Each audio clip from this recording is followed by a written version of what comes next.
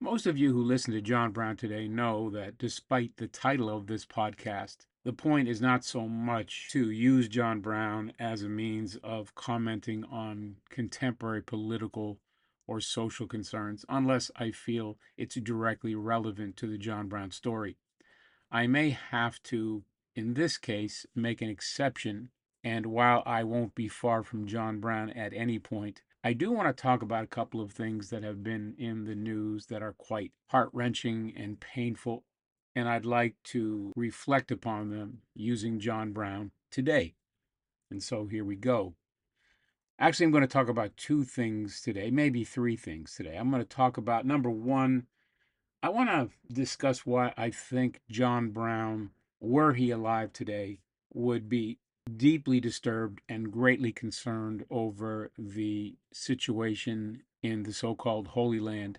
And I think that he would be quite explicitly against the state of Israel insofar as its policies of expansion and certainly its genocide in Gaza.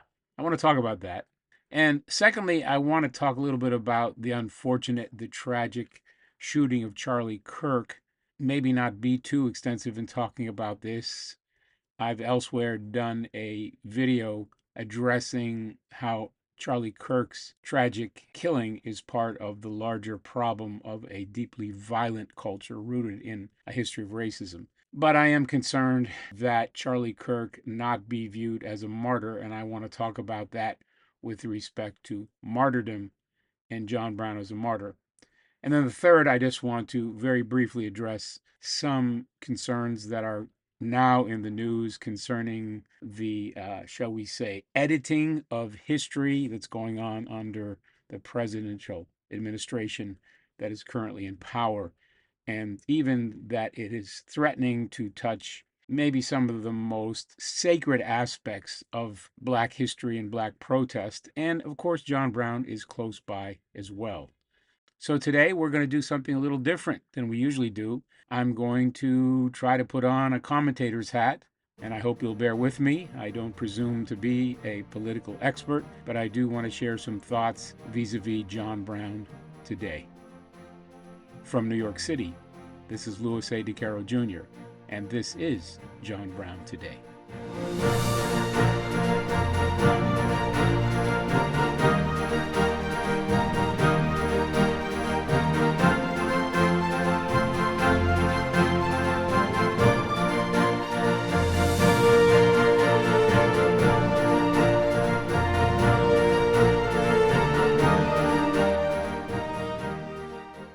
When John Brown died in 1859, the Jewish question was still in its embryonic stages as far as modern Zionism is concerned.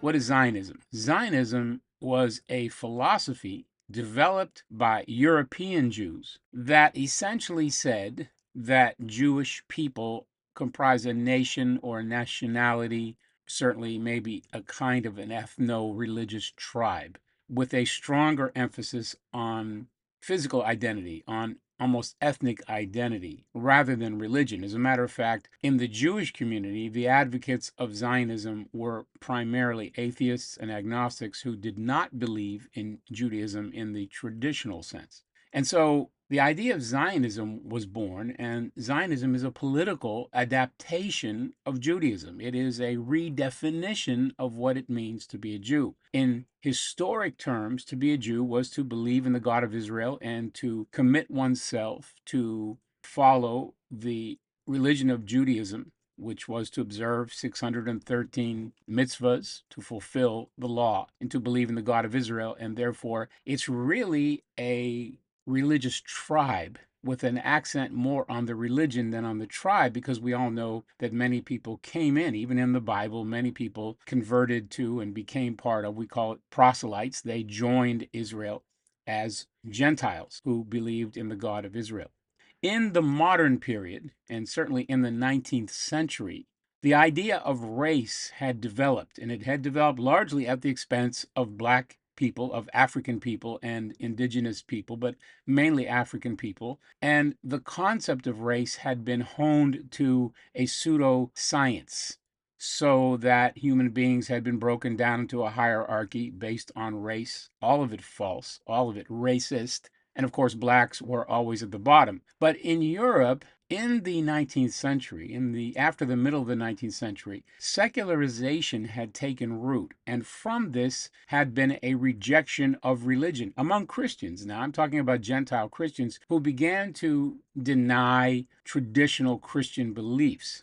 And along with that, they began to express political and social resentment against Jews who, for many centuries, had been forced to live in segregated circumstances. And where we get the original term for ghetto is that Jews were literally sealed off from Gentile culture. But in the 19th century, Jews were emancipated. They were allowed to move within society. And once they were moving in society and even their economics were integrated into the broader European society, there was, of course, a kickback. There was hostility toward Jews, toward their ability to prosper, their ability to flourish, their ability to build their own economic foundations.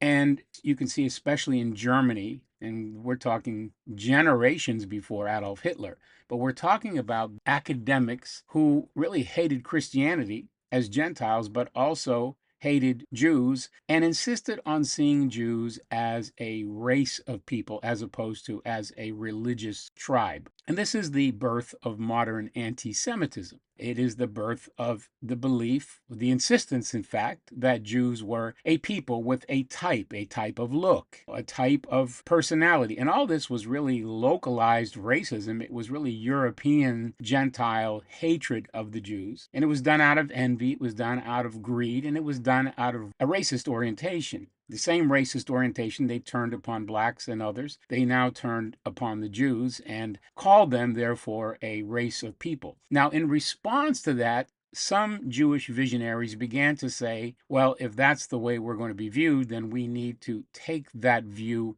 and turn it in our favor. This is what Zionism was in Europe. There were great figures such as Moses Hess, who was living again in the middle of the 19th century. He was an associate of Karl Marx. He was a socialist, but not a Marxist. And he had visions of a kind of socialist utopian culture. But one of the things he believed in is that Jews should not practice or believe in God, but they could certainly be involved in the question of seeking after God. What was more important was that Jews were a people who deserved an identity and homeland distinct from these hateful Gentiles.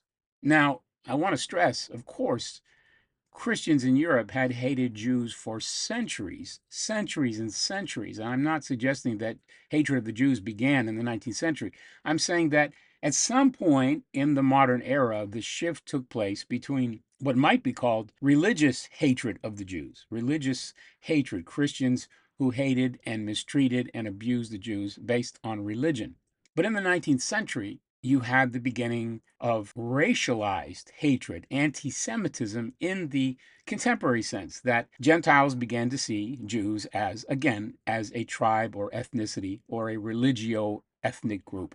And so modern anti Semitism was born. This started primarily in Germany, but it spread in Europe. And of course, by the time you get to Hitler in 1930s, you're really seeing something that's already been around since the 1870s and 1880s among the Germans, which was an anti-Jewish mentality based on this very twisted, perverse notion of the Jews being a race. Now, why am I saying all this? I'm saying this because this gave birth to Zionism. And Zionism in its original format is quite sympathetic. I feel a measure of sympathy as a historian and as a Christian scholar. I'm sympathetic to the early Zionist fathers who advocated for a way of escaping and getting away from the stubborn anti-Semitism of European Gentiles. And of course, inevitably, what their thought was is that they deserved to have their own place, their own separate homeland, their own separate state. And of course, that came to a greater fruition in the later 19th century through the writings of Theodor Herzl,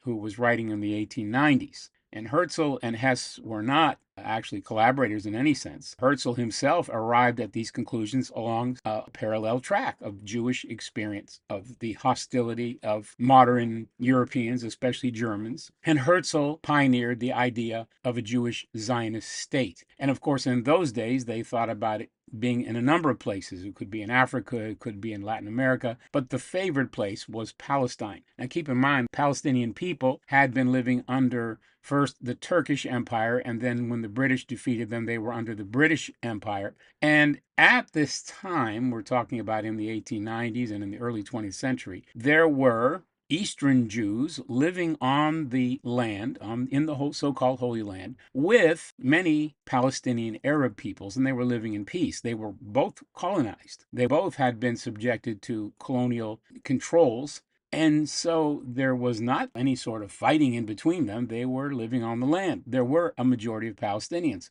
And Zionism eventually, and I won't go into all the details, but Zionism was able to move from an ideology, an abstraction, into an actual political plan, thanks to the support of certain British leaders who were themselves believers in Zionism. Many of them were evangelical Christians who themselves had a long history of believing that the Jews were a chosen people and saw them also, however positively, in a racialist framework, saw them as an ethnicity. And so, although it was a positive racialism, it was nevertheless a racialism.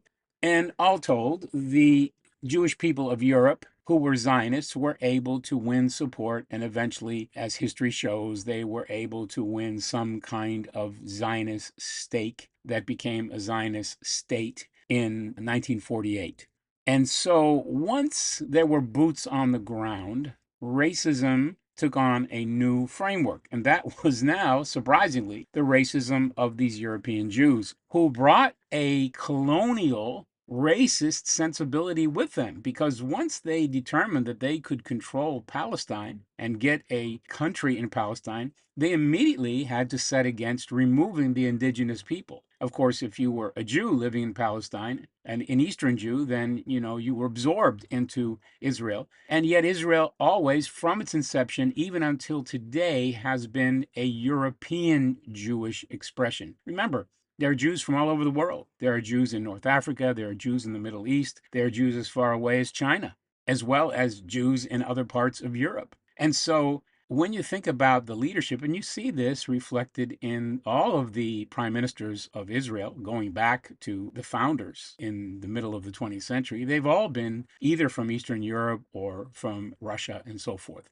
So they're basically a white nation in a sea of brown nations. And so from the beginning, the idea of Israel to have a homeland has always been a kind of Jekyll and Hyde. It went from a good dream of liberation and emancipation and hope for the Jewish people in Europe to a nightmare where Jewish emancipation and Jewish statehood meant the oppression and marginalization of the indigenous Palestinian people, not just content with their land as it was cut out for them by European powers, which is itself a question, a problem that suggests that Europeans could come in and give away land that did not belong to them because they were themselves rulers of an empire. But be that as it may, even from the beginning, the Israelis, or those who became Israelis, were determined to behave much like our so-called American pioneers did, our settlers did, by taking more and more and more land. Israel has grown far beyond its original land, and it continues to usurp the lands of the Palestinians, very much the way white settlers in this country usurped the lands of indigenous people until finally they had all but consumed the so-called frontier, or all the land ahead of them to the Pacific, and took land from Mexico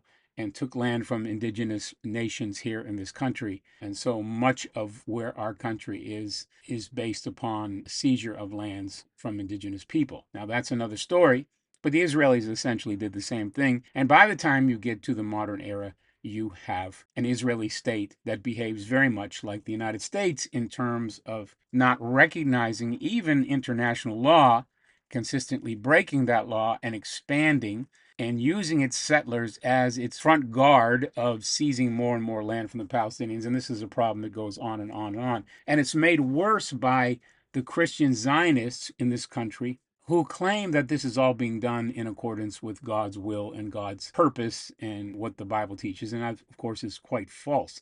Why am I talking about this with respect to John Brown? Well, number one, John Brown was himself, we may not want to talk about this, he was a child of settlers. And it's very interesting that John Brown, even as a child, his father, and his father Owen even writes about this in his own little memoirs that he left, that he himself was cognizant of the fact that Native Americans were being driven out, and he himself wanted Native Americans to stay in Ohio when the family moved out there in 1805. He recognized the injustices that whites were committing against indigenous people, introducing alcohol to create them as alcoholics, taking their land, bias and discrimination. And although they were not always forced to leave, although often indigenous people were forced to leave, there were also times when they could have stayed but chose to leave because of the intense discrimination and oppression. And Owen Brown was very much of a different mindset. And yet he was part of the settlement culture because he too came from colonialists from Connecticut. And so we have to acknowledge that any European who is here in a sense because we're part of the settler culture and its outcome. A fallen story because humans are fallen and imperfect. And we should appreciate any amount of light that can be shown in the darkness. And certainly there were people like the Browns who, despite being kind of part of the larger part of the problem, they tried to mediate and remediate as much as they could. Owen tried to support indigenous people. He certainly, of course, also tried to support those fleeing from slavery and so forth. And John Brown took up the same concern, defended indigenous people and made friends with indigenous people and talks about it in his life. This was not his main thing, but it's certainly part of his story. So when I think about John Brown looking at the crisis today that's going on in indigenous Palestine and the open air prison, as some people have called it, of Gaza, which for 20 years has been subjected to the tyranny of Israel's control and domination, and the terrible thing that happened October 7th. And there's no doubt about it, what happened on October 7th, 2023, with the killing of many Israelis was a terrible thing. We don't support that at all, but we understand that this is the result of a previous history, a history that goes back to even before 1948. And in the case of the people of Gaza, they were themselves refugees. They had been there for years because they had been driven out of their homes by Israelis in an earlier generation. And so this goes on and on. What is being called a war by our popular media is not, in fact, a bona fide war. It's a genocide. It's an attack upon a people with the intention of seizing their land and killing as many as possible. And no doubt the desire is to ultimately drive them out so that they might have, as Mr. Trump has opined, a kind of Mediterranean Riviera.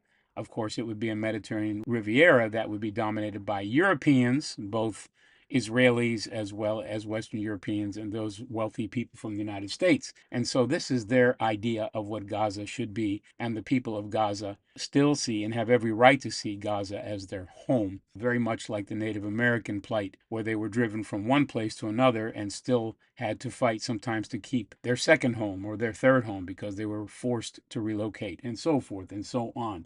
I don't need to rehearse all that. And so my point about Zionism and Israel today is to be very clear. There is a time and place for Christians to talk with Jews about our differences, which are religious, but this is not a question of religious difference. This is a question of politics and justice and injustice. And Zionism, whatever assets it has, whatever may be said about its origins and the need for and the right of Jewish people in Europe to seek for their security, what became of Zionism in Palestine is a nightmare and an injustice. And what we're seeing today is the most advanced expression of evil and wickedness. And if John Brown were alive today and brought up to date with history, he would most certainly be an anti-Zionist. Now, I have an episode on the back burner that I want to develop about John Brown and his Jewish associates in Kansas.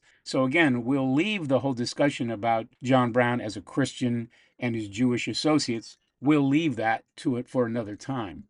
In this episode, I simply want to highlight 4 reasons why John Brown would be an anti-Zionist today. I believe, based on my biographical knowledge of the man, based on my knowledge of his religious theological orientation, and his own personality and his conviction. He was forever a man in defense of the underdog. And so I can't simply imagine John Brown being a pro Zionist, pro Israel figure. At any rate, let me sum this up because I want to move on to two other topics. Number one, I think John Brown would be against Zionism because Zionism, whatever its origins, as I've discussed, became oppressive as soon as there were boots on the ground in Palestine. John Brown would recognize that it would be a familiar form.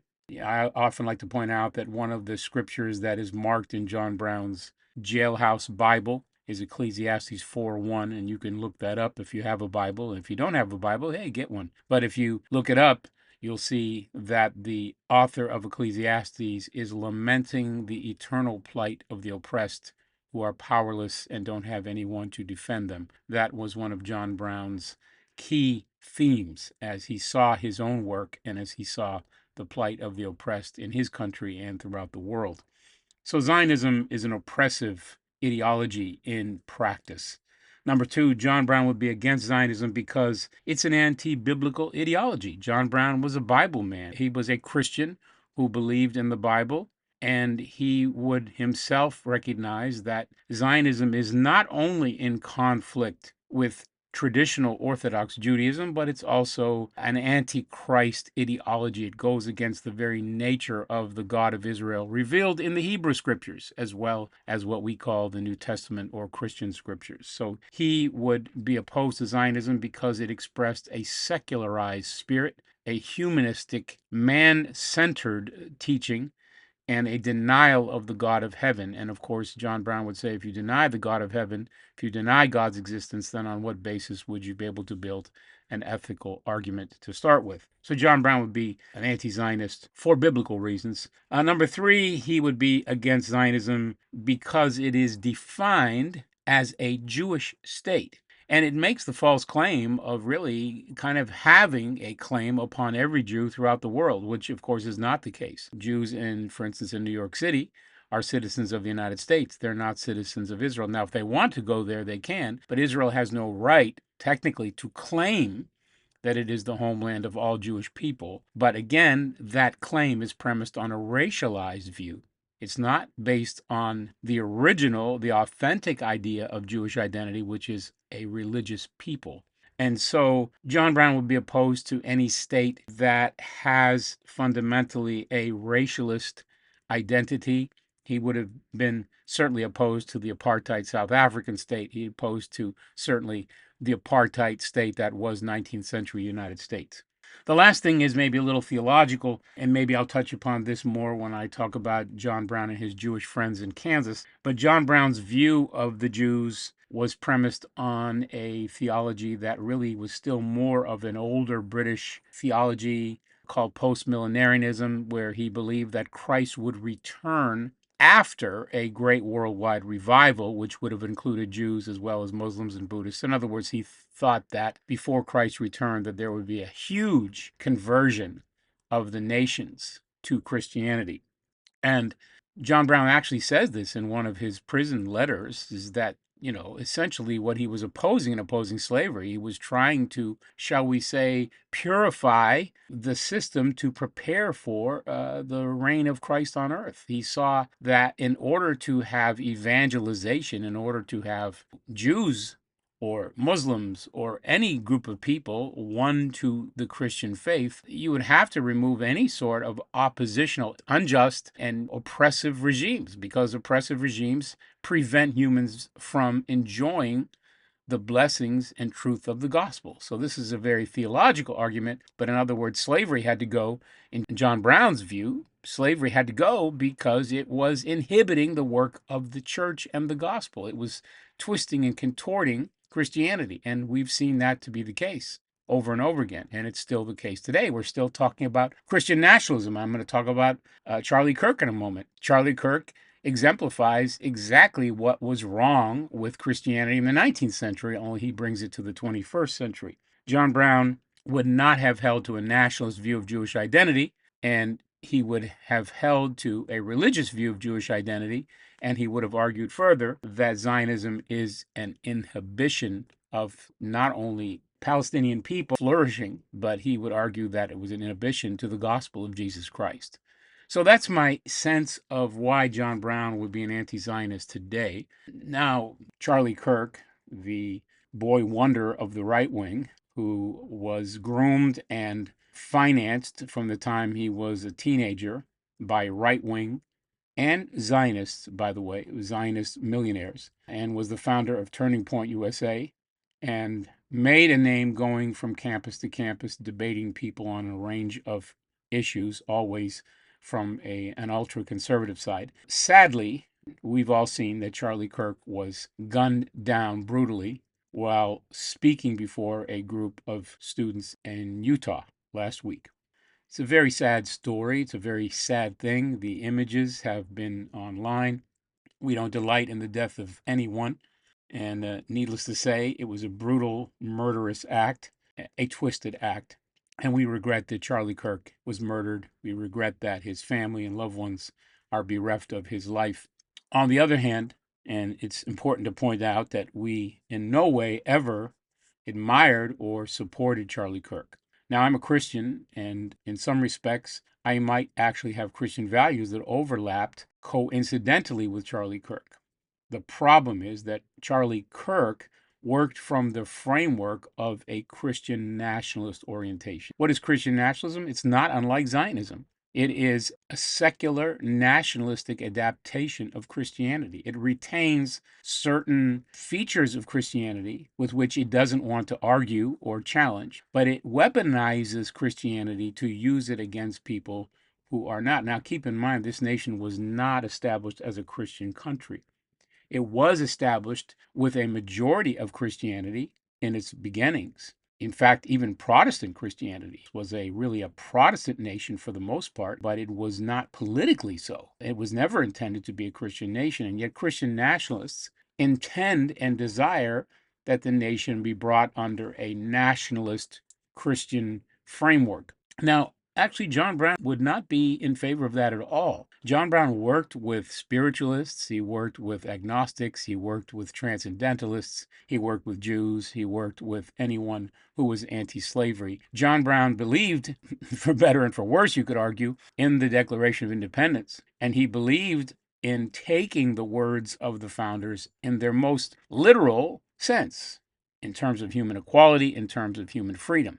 Now, I don't know what John Brown would think of contemporary U.S. culture, which in some sections has a contempt for Christianity that I think is also not very kind or fair, because in some ways, you tend to pick on the religion that you're most familiar with, and you may protect other religions like Islam and others. But nevertheless, John Brown being a man of principle, he would have a serious problem with Christian nationalism. After all, it was Christian nationalism that is modeled in the Confederacy. The Confederacy was, in many respects, a white Christian nationalist manifestation, only primarily driven to preserve slavery and to break the Union so that it might have slavery. But it was really a white Christian nationalist movement. And so John Brown was actually, and one editor in 1859 actually put it this way, that he was a Christian man hanged by Christians. But to be more specific, or if you're going to exegete that term, he was a liberationist Christian hanged by white Christian nationalists in Virginia. That's John Brown's story. How does this relate to Charlie Kirk? Well, we know, and Charlie Kirk made no secret of being a Christian nationalist in so many words. He defended hostile, demeaning portrayals of black people. He denigrated the Civil Rights Act of 1964. He denigrated Martin Luther King Jr.'s value and contributions. Now, don't get me wrong. I mean, I'm a Malcolm X guy, and if I were living in the 1960s, I would have been more for Malcolm than for King. But to deny the integrity of King's witness, particularly in the summit of his work in 1967 and 68, when he came out against Vietnam, when he came out against the oppression of the poor. This was King at the peak of his excellence. And notwithstanding differences you may have with him in terms of theology, or differences you may have with King in terms of his personal foibles, his moral failings. He was a man and he was a sinner by birth, just like everyone else is, and he did fail. But he was a man of noble spirit, and what he both wrote and proclaimed were words of excellence and liberation and justice. And for Charlie Kirk to denigrate him was unacceptable, and I think in many respects unforgivable aspect of Kirk's legacy. And so he denigrated the Civil Rights Act. He lied and said that it was an anti-white measure. And all this kind of rhetoric is really white nationalism. It's not a just reading of history. It's unfair. It's unkind. And one doesn't have to agree with every aspect of the liberal civil rights movement. But to trash it in such a vehement and vulgar way is inexcusable. And of course, many people have shown that Charlie Kirk also, and this clip has been shown over and over again, that Charlie Kirk excused, even allowed for the deaths of so many people in the name of preserving the right to bear arms, and saw that as kind of the key to protecting all of our precious rights, I think, as he put it. So he was willing to accept a certain amount of deaths, and that would include school shootings and so forth. And this is an outrageous thing. John Brown would never support that. Yes, John Brown used guns. He went into a violent territorial conflict where there were terrorists who had taken control of the territorial government, who had stolen the elections and put their people in power and were oppressing free state and abolitionist people and wanted to extend slavery into Kansas. Yes, John Brown used weapons and he fought, but he saw himself fighting in the spirit and according to the letter of the revolution, of the revolutionary forefathers. Charlie Kirk was harking always to the worst aspects of the American soul. He may have used free speech and free exchange as his modus operandi, but the reality is that he consistently denigrated the witness of black people in this culture. He blamed, for instance, the fact that he had a lower view of black people. He blamed it on liberals. He said liberals made him untrusting of black people. Well, that's just to me, a lie. The fact of the matter is he would have found some excuse for denigrating black people at any rate. So we personally regret and lament the death of Charlie Kirk as a human being, but we really don't miss his voice. We don't assent to his claims. And notwithstanding many of these evangelicals wanting to canonize him and make him into a martyr, my point would be no, if you want to find a Christian martyr, go back. You can look at Dr. King. But I'll even say, let's go back to John Brown, because in a real sense, the killing of John Brown so electrified and animated the nation that it not only galvanized the North in its opposition, but his image as a Christian martyr. Many people don't realize it was not John Brown's letters and his writings about slavery that won the heart of the nation, or at least of the North. What really won the heart of the North was his piety and his consistent letters in which he expounded upon the Christian faith and expressed his hope and trust in Christ.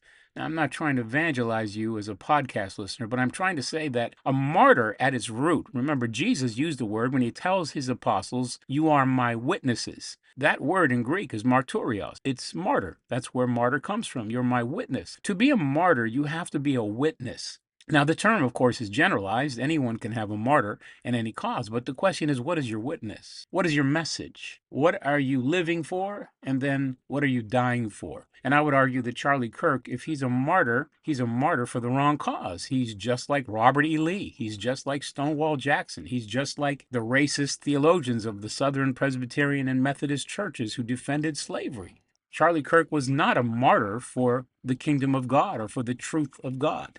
So I explicitly reject the idea that Charlie Kirk was a Christian martyr. Now, if you want to adapt the idea of a political martyr and you're on the right side, the right wing, so to speak, I don't mean the right side as in correct side, I mean on the right wing side, then, you might argue that Charlie Kirk is your martyr, but he certainly is not a godly martyr because he sowed seeds of deception and error and accusation against black people and their witness. And there are other issues as well. Again, his devotion to the Second Amendment, even at the cost of innocent lives, which our nation is consistently paying forward just so people can have their precious guns.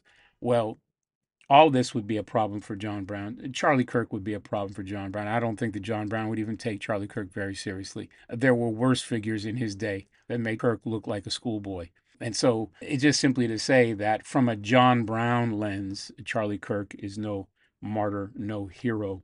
And while we're sad that he will be missed by his wife and children and wish that he had not been murdered, we cannot say that his voice absent is a loss for our nation.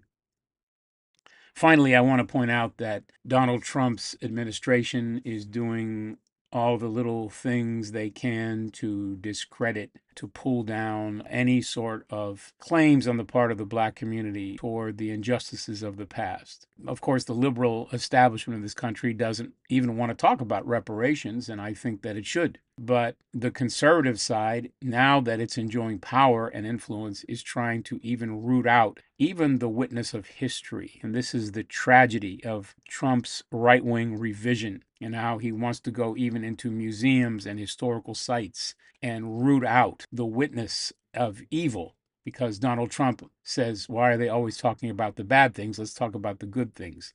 And such is the false witness of this right-wing extremist viewpoint. They even want to remove the pictures, and you see the infamous picture of the man whose back is marred and scourged and subjected to violence, because slavery was not just an exploitation of human labor. It was a violent terrorist institution. It involved rape, it involved murder, it involved torture, it involved demeaning of human beings made in the image of God, something John Brown lived and died to oppose. And so for Donald Trump to come in and try to, as it were, erase this history, it's a mark of his injustice. It's a mark that Donald Trump is more in the realm of people like James Buchanan and those who kowtowed to the Confederacy in the antebellum era. And so shame on Donald Trump for doing this. Shame on Donald Trump's administration for trying to erase the truth of our history. Because if you're a truth teller, you want to speak the truth in its totality. Yes, there are good things. Yes, 1776 has its truths and its beauties, and John Brown recognized that. But 1619 is also a truth, and 1619 and all its implications for this nation are true, and we cannot suppress them and hide them. It's nothing but the work of fascism and devilment. And by the way, I was in communication with somebody at Harper's Ferry National Park Service, and I understand that the government has tried to, or people working with the government have tried to remove books that reflect, as they think, poorly upon the country because they're books about slavery. There was some discussion in the news that they were going to maybe even attack John Brown's legacy at Harper's Ferry. I don't know that they can do that, but I'm sure that anywhere they can cut, they will cut, they will censor, they will try to do that. But we're going to try to keep the thinking of John Brown alive. And I thank you for listening to this time as we've thought about why John Brown would be against Zionism and Zionist oppression, why John Brown would look with disappointment and disdain toward the legacy of Charlie Kirk, and why Charlie Kirk himself is not a Christian martyr, certainly, and not a martyr who is positive for the cause of justice. And finally, that